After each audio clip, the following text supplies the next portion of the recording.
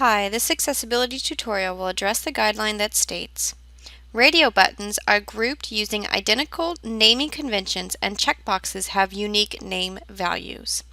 This matters because the naming conventions for radio buttons establish the relationship of each of the constituent parts of the set, allowing the screen reading software to correctly contextualize the choices.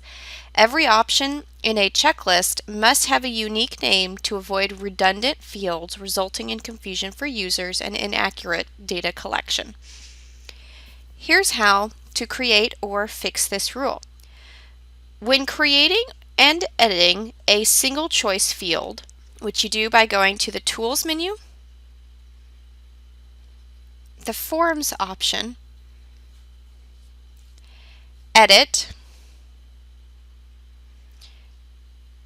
you can add a new field, in this case, checkbox.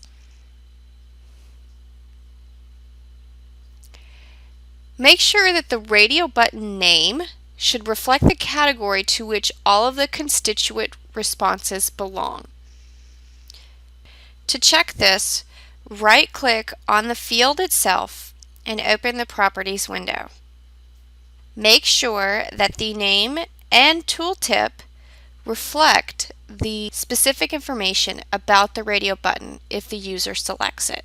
The tooltip especially should reflect this category while specifying the unique constituent data that users should input and screen readers can read aloud. So the name is the label for the radio button, and the tooltip provides specific information about the radio button if the user selects it. When adding checkboxes to a form, Adobe Acrobat Pro will reject items with the same name. Under the checkbox properties, which you could get to by right-clicking on the checkbox and selecting Properties,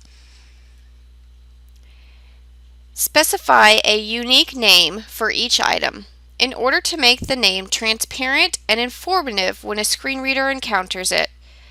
Reflect both the data category, and in this case that's dietary restrictions as you see here, as well as the unique constituent value in both the item name here, so this is food allergy, and tooltip, again food allergy, is seen here. Here's how to test for this rule.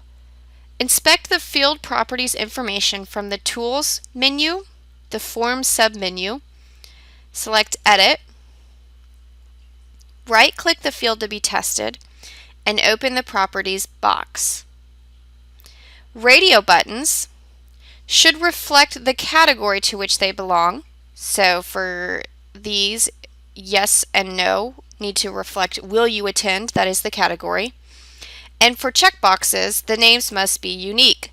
So for each of these checkboxes here, the name would need to be unique and indicate dietary restrictions, and then the specific value here. In this case, it would be vegetarian.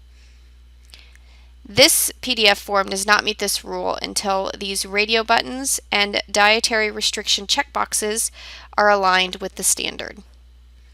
Thanks for watching this tutorial. For more information, please visit www.TxVSN.org.